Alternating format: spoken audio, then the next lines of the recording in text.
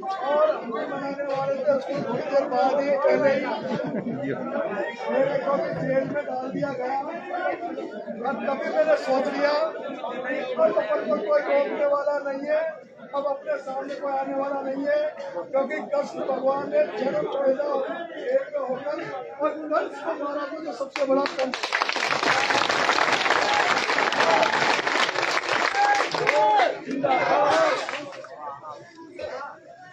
तो जिस भगवान का जन्म जेल में हुआ हो, उसी जेल से आज निकल कर आपके बीच में आया हूँ। और मुझे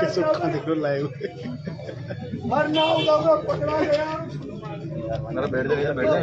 जिले में हाड़ौती में जो बड़े नेता बैठे हैं, उन्होंने ये सोचा कि टिकट तो हम शायद इसका काट नहीं पाएंगे, चुनाव इसको हरा नहीं पाएंगे, पर नरेश का ऐसा ताबीज कर दो कि जब तक चुनाव निपटे जब तक ये जेल में पड़ा रहे, जेल में सड़ जाए और ये चुनाव नहीं जीत पाए, चुनाव नहीं लड़ पाए। ये सोचकर कि ये चुनाव खत्म हो गए तब तक जेल में पड़ा रहेगा। आगे लेडीज खड़ी होगी, इनको बिठाओ, इनको बिठा दो, बिठाओ ना टेंशन फोटो और उन्होंने सोचा कि ये जो हाड़ौती में कांटा पैदा हुआ, इस कांटे को निकाल कर फेंक दो, इस कांटे को खत्म कर दो। लेकिन उनको पता नहीं था कि ये जो कांटा पैदा हाड़ौती में हुआ है, ये कांटा नहीं है, ये नासूर बन चुका है। अंग्रेजी बुनिया को काटो नहीं, अंग्रेजी बुनिया अगर ये कांटा है, काटेगा भी सही, जब भी वो दर्द खत्म न होगा, दर्द कम न हो। और ये पहली बार हुआ है कि अपने खिलाफ जब दिनेश झारखंड का आंदोलन अपने गौघाट पे कर रहे थे, तो इन्होंने 2 मुकदमे मेरे खिलाफ लगाए और मेरे खिलाफ नहीं, 7 जनों के खिलाफ तो मोटपुर के थाने में और 25 जनों के खिलाफ अटू के थाने में 2 मुकदमे दर्ज एक ही जगह किए, जबकि सरकारों में प्रशासन में मुकदमा लगता है, पर उसने एक जगह थानों में मुकदमा कराकर और परमानेंट इलाज कराने का निर्देश मिला का प्रयास किया। मैं जब पिछले दौर में पिछले समय से पहली बार आप हाड़ौती में देख रहे होंगे कि उत्तर प्रदेश में किसान नेता हुए हैं जिन्होंने किसानों की लड़ाइयां लड़ी है, वो कांग्रेस है लड़ते हैं। और आपने नाम भी सुना होगा कि राकेश टिकैत, उनके पिताजी महेंद्र टिकैत, चौधरी चरण सिंह जी, राजेश जी पायलट साहब, ये सब किसानों की सेवा करते थे। महाराष्ट्र में शरद पवार जी, शरद यादव जी, लालू यादव जी, ये वो नेता इस देश में हुए जिन्होंने केवल किसानों के हितों के लिए और गरीब और शोषित वर्गों के लिए लड़ाई लड़ी है। मेरे भाइयों, मैं भी सपना देखता था कि मैं कभी न कभी मुझे भी ऐसा मौका मिले कि मैं हाड़ौती की जनता को जगा पाऊं और हाड़ौती में भी किसानों का भला करने के लिए किसानों को जगाऊं और किसानों की लड़ाई लड़ूं। हम सब लोग पहले ज्वार बाजरा बोते थे, ज्वार बाजरा खा के टाइम पास करते थे। उसके बाद थोड़ा बहुत कुछ नया अनाज आया, गेहूं। जब से गेहूं पैदा होने लगा, पहले केवल पेट भरने के लिए हमारी हाड़ौती में हम केवल खेती करते थे। और कंडीशन मुझे पता है कि जब हम ज्वार बाजरा होता नहीं था, ज्वार जब हमारे होती थी तो निकलते ही सबसे पहले खेत से ज्वार निकाल के और गांव के पटेल के घर या गांव के बोरा के घर पूरी रख के आ जाते थे। फिर उसका मन करता था कि पटेल आपको ज्वार वापस देगा कि नहीं देगा, वो बोरा ज्वार आपको देगा कि नहीं देगा। लेकिन हमारा पैदा इतनी ज्वार होती थी जिससे केवल हमारा पेट भरता था, हमारे माँ बाप, हमारे जो पूर्वज है उनका पेट भरता था। लेकिन उसके बाद अपने क्षेत्र में गेहूं की पैदा होने लगी और गेहूं की पैदा होने लगी और उसके बाद जब पहली बार एक कुएं खोदने लगे, पानी की व्यवस्था होने लगी, तो हमारे 2 बीघा 4 बीघा में हम पीवत करते थे। तो गेहूं भी हम उतना ही पैदा करते थे जितना हमारा पेट भर जाए, हमारा अन्न हो जाए और घर का काम चल जाए। बाकी जो हमारे जो बड़े खेत थे जिनमें पानी सिंचाई व्यवस्था नहीं थी, उनमें तो जो पैदा होती थी वो कभी बारिश हो जाए तो ठीक, हकाई चुताई टाइम पे हो जाए तो ठीक, नहीं तो कुछ नहीं होता था, हमें पता है।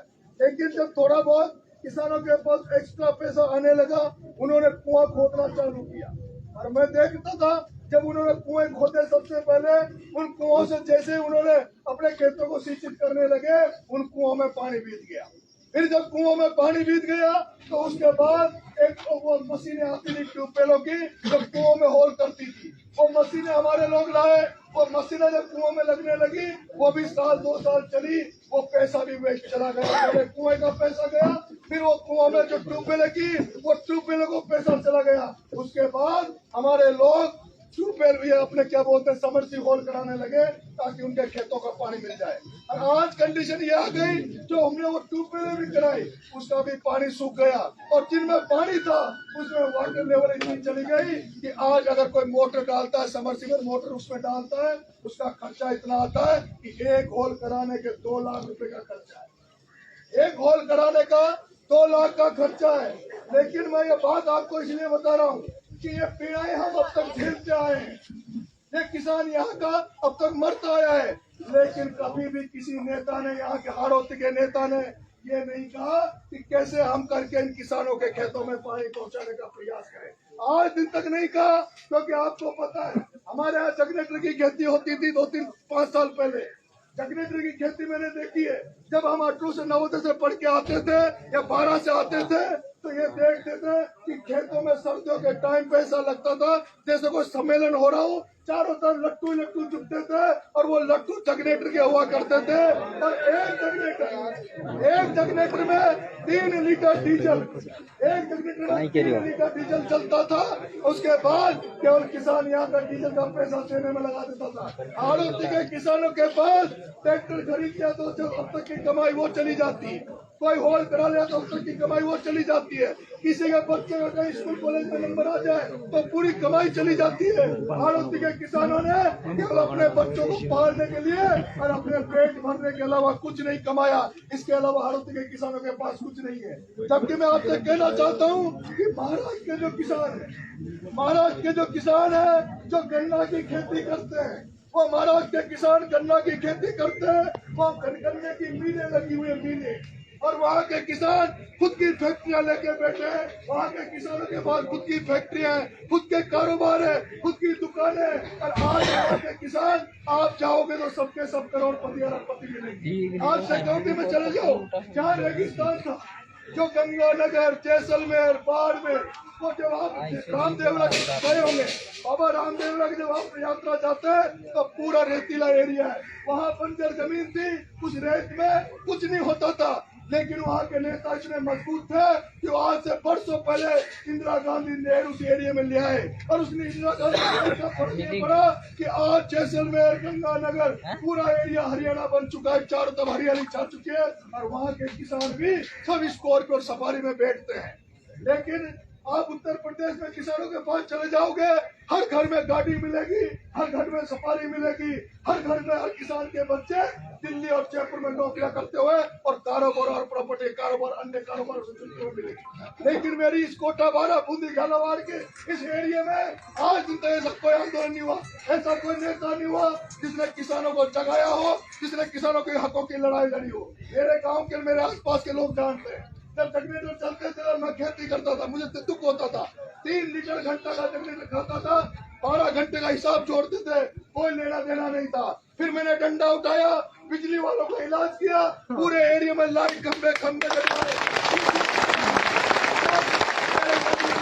इस एरिया में एक भी जगनेटर की आवाज नहीं आती। लेकिन दुख इस बात का होता है, वो जगनेटर चला गया, लाइट का बिल भी बंद हो गया, लेकिन अभी भी काम चलने वाला नहीं है। क्योंकि जो मोटर होल में जो डालते हैं हम, उस एक मोटर अगर एक बार जल जाती है तो उसका खर्चा होता है 5,000 रुपए, और उस मोटर को जब निकाल लेते हैं तो उसको सुधराने में लगते 3 से 4 दिन। और जब हम मोटर की और टोपल की जो खेती करते हैं उसमें हमें इतने मजदूर रखने पड़ते हैं, महीनों तक खेतों में पानी करनी पड़ती है, खेतों में पड़े रहना पड़ता है। आपका बेटा चाहता है, अगर आपका बेटा ये जो 20 साल 25 साल से पहले से एमएलए बने बैठे हैं, मंत्री बने बैठे हैं, अगर आपका बेटा होता तो ये पर्वन वरिष्ठ परियोजना का जो जिन्होंने अटका रखा है, हम जब बच्चे थे, हम छोटे थे, तब से सुनते थे और पर्वन में एक डैम बनेगा, पर्वन का पानी आगे आएगा। हमारे 20 साल पहले से आधी जनता तो डोबरे मर गए, बेचारे चले गए, ये सपना देखते हुए चले गए कि जो जिस गांव में नेड़ आती है वहाँ कितना फायदा है। हमारे एरिया में नेड़ आ गई, कई लोग मर गए, और मुझे लगता है जिस तरह से काम चल रहा है हो सकता है 10 साल भी पर्वन का पानी हमारे खेतों को नहीं मिले। लेकिन आज दिन तक यहाँ के मंत्रियों को, यहाँ के एमएलए को उससे कोई लेना देना नहीं है। यहाँ के एमएलए और यहाँ के मंत्री केवल आपसे वोट मांगने आते हैं, चुनाव के समय आपके पास आते हैं, उसके बाद 5 साल दिखते नहीं है। मेरे भाइयों, किसान भाइयों, मैं आपको कहना चाहता हूँ, जिनको एमएलए मंत्री आप बनाते हो वो केवल रोड बनाने के लिए नहीं है, वो केवल हेडपंप लगाने के लिए नहीं है, वो मंत्री एमएलए इसलिए बनाए जाते हैं कि जब किसान की फसल निकल जाए, जब किसान की फसल तैयार हो जाए और जब वो मंडी में जाए तो सबसे पहले समर्थन मूल्य कांटों पर उस किसान की फसल का समर्थन मूल्य में कांटे में तुलनी चाहिए। लेकिन आप देख लो, पिछली बार सरसों 7,000 हो गई और इस बार जब सरसों का भाव कम हो गया एक भी कांटा नहीं लगा, एक भी कांटा नहीं लगा। लेकिन एक भी एमएलए और मंत्री ये नहीं कहा कि कांटे लगने चाहिए। मैं आपसे बताना चाहता हूँ, यह बहुत बुरी कंडीशन, समर्थन मूल्य में कांटे लगने चाहिए। आज हमारे से केसीसी के नाम पर ये बीमा के पैसे लेते हैं, हर किसान से 2-2 हजार रुपए काटते हैं, लेकिन फसल बीमा का पैसा इस एरिया में किसी के पास नहीं आया। किसी के पास जो फसल बीमा के पैसे हैं वो किसी को नहीं मिलते हैं। मैं निवेदन करना चाहता हूँ, आज जो मैं किसानों की बात निकला हूँ, किसानों की बात जब सड़कों में कर रहा हूँ तो पूरी हाड़ोती ने मुझे पलक पावड़े बिछाकर मेरा स्वागत कर दिया, मुझे आशीर्वाद दे रही है। और आज आप सब देख लो, आज अब तक तो हमने जब रैली तैयारी करते थे तो लोगों से फोन करते थे, संदेश करते थे, लेकिन जब आपके बेटे को जेल में डाला गया, आपके बेटे की राजनीति हत्या करने की कोशिश की गई तो पूरी 12 जिला चौक हो गया और पूरी 12 जिले की पुलिस को नतमस्तक होना पड़ा, आपके बेटे को छोड़ना पड़ा। ये आपकी ताकत थी, ये किसानों की ताकत थी, युवाओं की ताकत थी, जो एसपी को झुकना पड़ा, आईजी को झुकना पड़ा, पूरी राजस्थान की पुलिस को झुकना पड़ा। नहीं तो आप जानते हो, जो मंत्री बेटा है वो सीधा सीएम से बात करता है, सीएम से सेटिंग है। पहले भी मुझे कवाई के मामले में 1 महीने जेल रखा था, लेकिन उस समय इतनी ताकत हमारे साथ नहीं थी। लेकिन आज इस ताकत के आगे पूरा प्रशासन नतमस्तक हो गया, पूरा प्रशासन झुक गया। और अब तो कंडीशन ये आ गई कि आपका बेटा जब सड़क पे निकलता है तो पहले आपने मंत्री एमएलए देखे होंगे जिनके आगे पुलिस की जीपें चलती थी। अगर अब आपका बेटा जाता है तो पुलिस की जीप आपके बेटे की सुरक्षा के लिए आगे आगे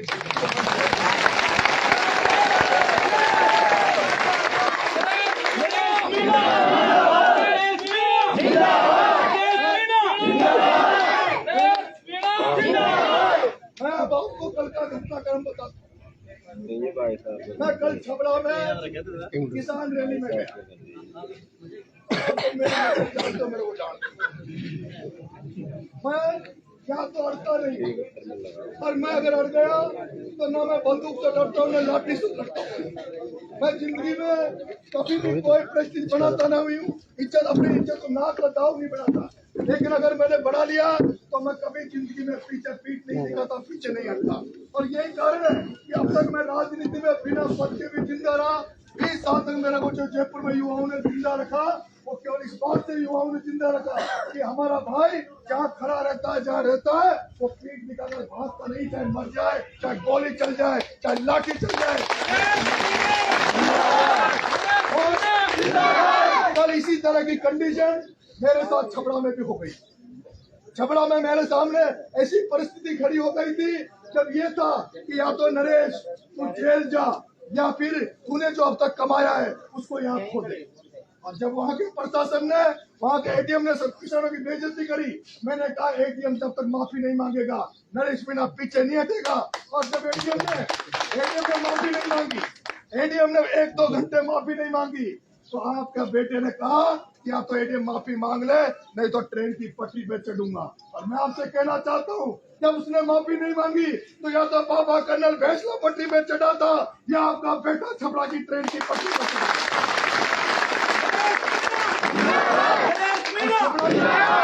छपरा की ट्रेन की पटरी पे जब मैं चढ़ा था, तब मैं सोच रहा था कि छपरा की ट्रेन की पटरी पे जब चढ़ूंगा तो हो सकता है लाठीचार्ज हो जाए, हो सकता है गोली चल जाए, हो सकता है कुछ और हरकत हो जाए, और हो सकता है कि क्योंकि अभी हम नए नए यहाँ पे ट्रेनिंग दे रहे हैं, नए युवाओं को ट्रेनिंग दे रहे हैं, नए आंदोलन करना सिखा रहे हैं, हो सकता है अभी ये ट्रेंड नहीं हुआ है, हो सकता है नरेश तेरे को छोड़ के भाग जाए, तो क्या होगा।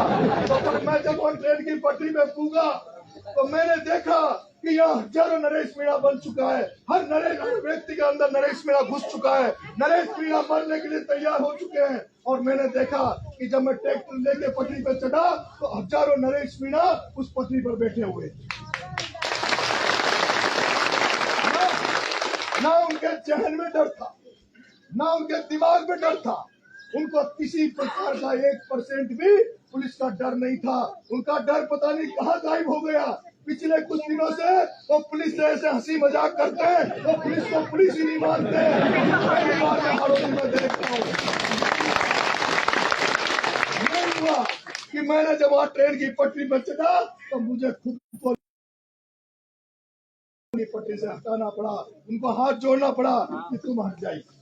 और उसके बाद आपका बेटा जब वहाँ बैठा तो वो एडीएम जो बड़ा बन रहा था, जो किसानों से कह रहा था कि आज जन्माष्टमी है, आज तो किसानों की समस्या लेके आ गए, आज तो भजन कीर्तन करो, आज तो जंगल में एक हमारे जो मुस्लिम भाई थे उनके फार्म हाउस पे चले गए। मेरा मन था कि आंदोलन खत्म हो गया तो हमारे जो गिनती के काउंटिंग जो मेन लोग हैं इनसे हम चर्चा करेंगे, चाय पियेंगे, साथ में बैठेंगे और आगे की रणनीति बढ़ाएंगे। लेकिन हमारे चाहने वाले और आपके बेटे को पुलिस में चाहने वाले इतने हो गए कि पुलिस को शक होने लग गई। पुलिस 12 जिले की ये डरने लग गई कि अगर हम कोई कार्रवाई नरेश के खिलाफ या इसके कार्यकर्ताओं के खिलाफ करेंगे तो कहीं ऐसा नहीं हो जाए जो पुलिस में जो सिपाही बेटे ये नौकरी छोड़कर चले जाए। मैंने देखा है, मेरे को एक गुजर भाई, कल भी मैं जब थाने में था तो वहां पे ज्यादातर सिपाही गुजर समाज से थे। वो कोई करवली के थे, कोई दौसा के थे, कोई माधोपुर के थे। वो कह रहे थे भाई साहब आपको जहाँ पसीना गिरेगा खून गिराएंगे, आप सचिन पायलट को चाहते हो, हम आपको आप कहो तो आपके लिए नौकरी भी दाव पे लगा देंगे। और मैं आपसे कहना चाहता हूँ, एक गुजर सिपाही जो मोटपुर थाने में था, एक गुजर सिपाही जिसका नाम था बने सिंह गुजर, जो इंदौर का रहने वाला था, उसको 4-5 दिन पहले यहाँ के एमएलए ने इसलिए हटा दिया क्योंकि वो मेरी बड़ाई करता था, मेरी तारीफ करता था, लोगों से कहता था कि नरेश बहुत अच्छा आदमी, इसकी मदद करना। उस बने सिंह गुजर को इन्होंने लाइन में भेज दिया। उस बने सिंह ने मुझे फोन किया, भाई साहब क्या करूं, मुझे हटा दिया। मैंने बने सिंह 6 महीने का मामला और है, 6 महीने लाइन में नौकरी कर ले, फिर 6 महीने बाद तो तेरा भाई का राज रहेगा, तेरे को जान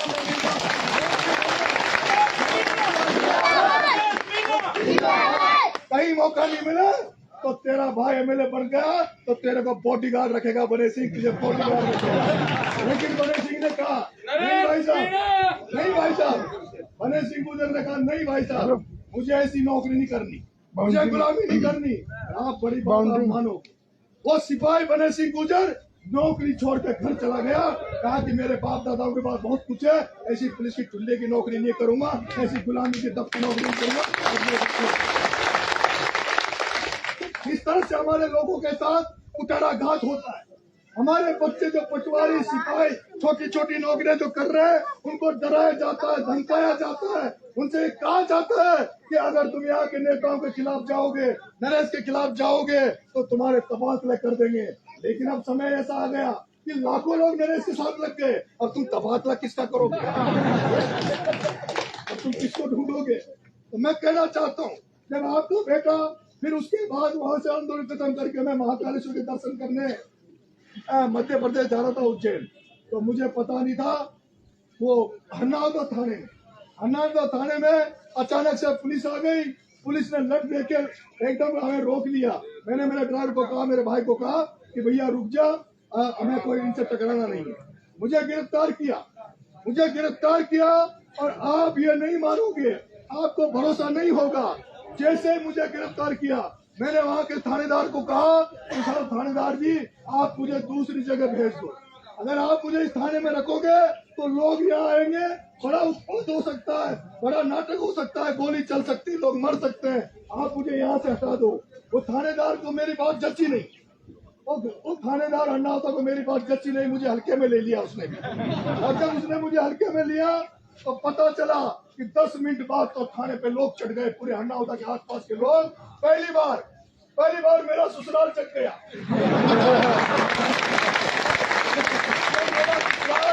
जो सोया हुआ था, जो मरा हुआ था, जो डरा हुआ था, जो बल्लू को भैया जी कर रहे थे, जो कंवर साहब को कंवर साहब नहीं, तो बल्लू को भैया जी कह रहे थे, वो भी कल जग गया।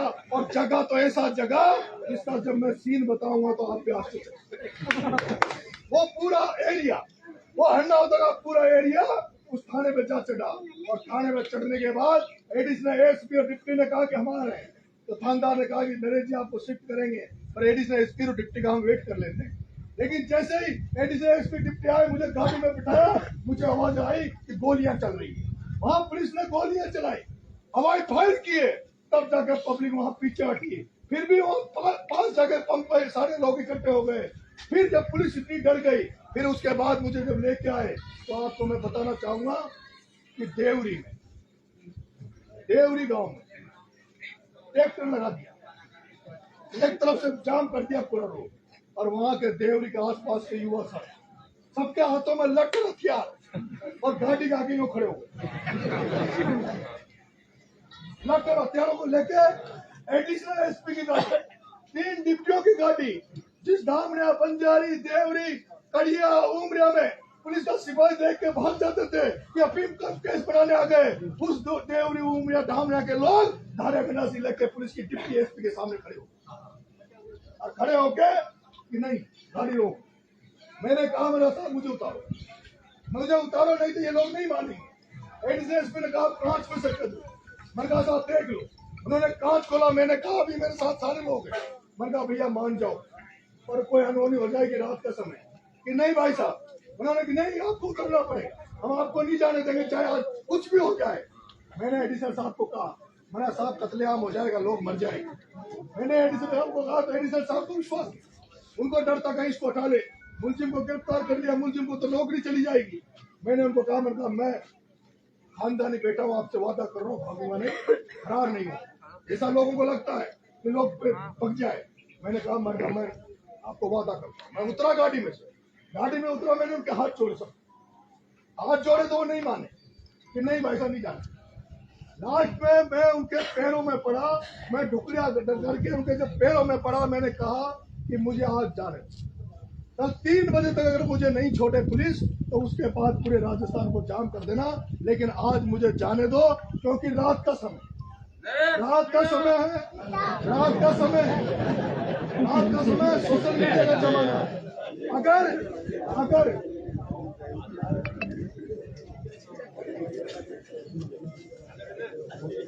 अगर कोई अनहोनी हो गई, कोई गोली चल गई, कोई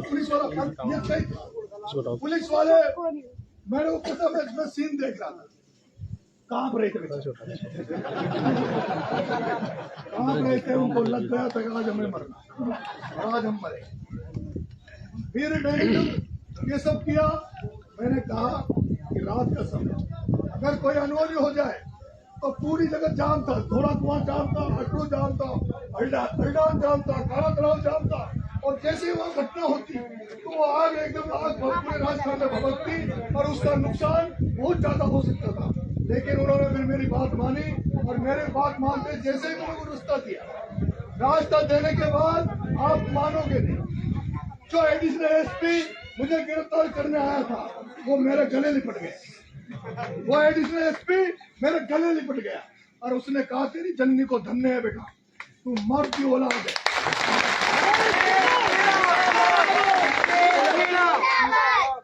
तू मर्द की औलाद है। हम जो तेरे बारे में सोचते थे तो उससे बिल्कुल अलग तरह का है। हम नहीं सोचते थे, हम सोचते थे कोई गुंडा है, कोई बदमाश है, कोई हुड़दंगी है जो लड़ाई झगड़े करता है। हमें नहीं पता था कि तेरे अंदर इतनी मानवता भरी हुई है। उसके बाद मैंने देखा कि जैसे वहां से निकले फिर अन्ना साहब ने फोन किया, उन्होंने फिर मेरा फोन वहां थाने में साइड भी पता नहीं आएगी, फिर डिप्टी साहब के फोनों से मेरी फोन करवाई गई।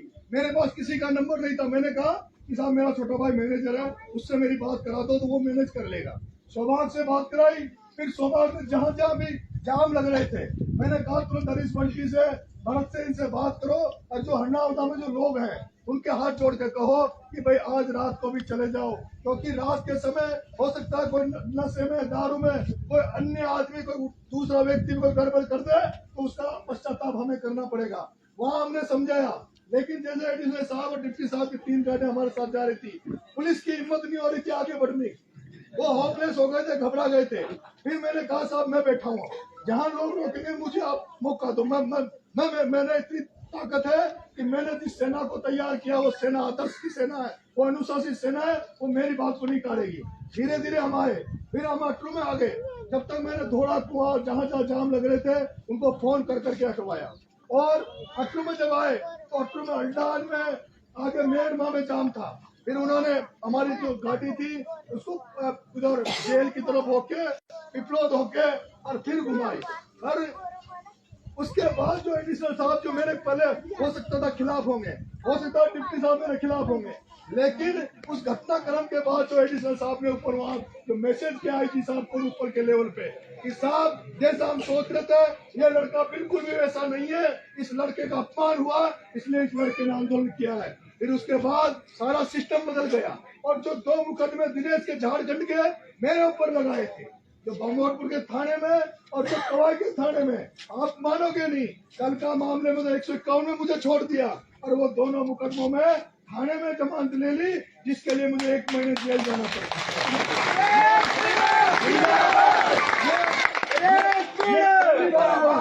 ये पहली बार हुआ है कि एक ऐसा आंदोलन हुआ जिसमें थाने में जो 2 मुकदमे ऐसे थे जिसमें जेल जाना पड़ता। या तो कर्नल भैंसला था ऐसा जिसने जो आंदोलन किया तो 1 दिन जेल नहीं गया, या आपका बेटा था जो आंदोलन भी कराया।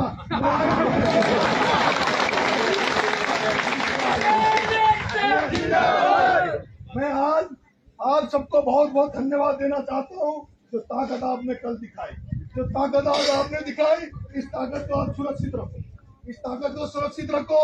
मैं इतना सा कहना चाहता हूँ, मैं बढ़ूंगा नहीं बढ़ूंगा, लेकिन आप जिसको वोट देते हो पार्टी पॉलिटिक्स से ऊपर उठ जाओ, पार्टी के बारे में मत सोचो, क्योंकि पार्टियां तो टिकट उनको देती है जिनके पास पैसा होता है, जो बड़े नेताओं की चमचागिरी करते हैं।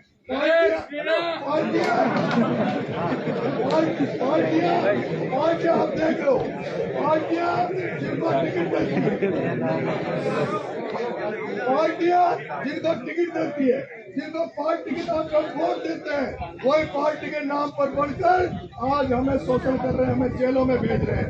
मैं आपसे निवेदन करना चाहता हूँ, आज कोटा संभाग के सब लोग यहाँ पर इकट्ठे हैं, ये पूरे संभाग के आरोपी के लोग यहाँ हैं।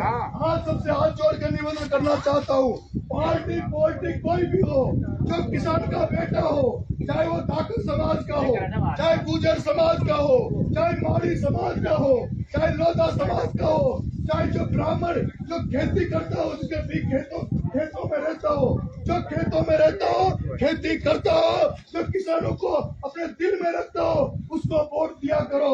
उनको वोट मत दो जो व्यापार करते हो, जो तुम्हारे वोट को बेचते हो, तुम्हारे किसान भाइयों का शोषण करते हो, उनका वोट मत देना। मैं तो यही निवेदन करूंगा, मेरा तो पता नहीं चुनाव लड़ पाऊंगा नहीं लड़ पाऊंगा, क्योंकि आपका बेटा वो राजनीति कर रहा है।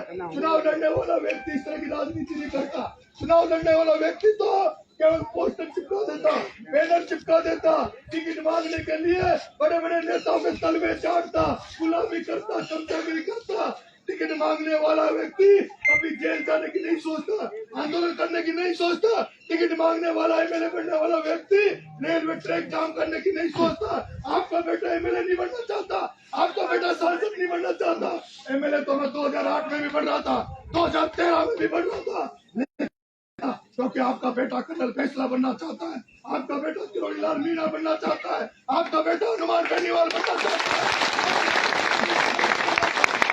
आपका बेटा इस हाड़ौती को जगाना चाहता है, आपका बेटा इस पूरी हाड़ौती में चिंगारी पैदा करना चाहता है। और मैं देख रहा हूँ ये चिंगारी भड़क उठी है। के बच्चे एमएलए बन जाएंगे, सांसद बन जाएंगे, तो ये अडानी जो पावर प्लांट है, इस अडानी में किसानों के बच्चे नौकरी करेंगे। वो जो चौकी थर्मल में जो प्लांट लगा हुआ है, उसमें भी आपके बच्चे उसमें रोजगार करेंगे, उसमें धंधा करेंगे।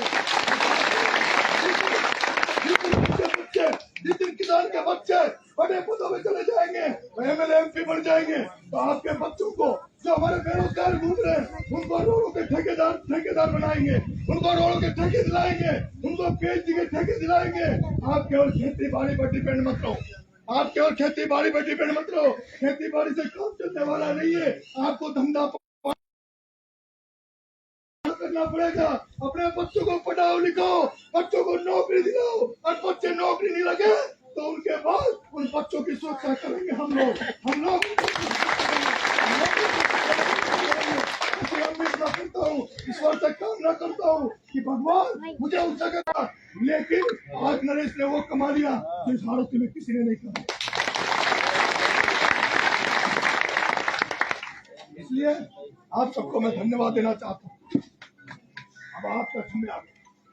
उत्तर प्रदेश में जैसे किसान नेता राजनीति करते, महाराष्ट्र में जैसे किसान नेता, किसानों के हितों की अब मैं आपको सौगंध देता हूँ नीम के पेड़ के कि कोई भी पार्टी इसकी रैली में बुलाए मत जाओ। आप जाओ जहाँ किसानों की मीटिंग, जहाँ किसानों की लड़ाई लड़ी जाए, जहाँ समर्थन मूल्य में कांटे लगाने की बात हो, जहाँ फसल बीमा की बात हो, जहाँ आपके हकों की बात न करना। हम गुलाम नहीं है, हम चमचा नहीं है। इन पार्टियों को हम बनाते हैं, इन पार्टियों को चलाते हैं, और ये जो पूरा देश है, ये जो भारत है, इस भारत का हम अन्नदाता है, हम इस भारत के मतदाता है। हम अगर अन्न पैदा बंद कर देंगे, हम खेतों में काम करना बंद कर देंगे, तो ये देश भूखा मर जाएगा, ये देश भूखमरी में फैल जाएगा। अगर ये देश चल रहा है, ये देश अगर संपन्न है, तो नरेंद्र मोदी अमित शाह की फैक्ट्रियों से नहीं है, ये देश संपन्न है। तो आप और हम जो खेती कर रहे हैं, किसानी कर रहे हैं, और ये मंडियों में ले जाते हैं, उससे ये देश चल रहा है। इसी बात को लेकर आप सब लोग आए, यहाँ बहुत दूर दूर के लोग भी हैं। अगर कोई वक्ता, कोई नेता इस तरह क्यों, मैं भाई कारू को बुलाना चाहूंगा इधर।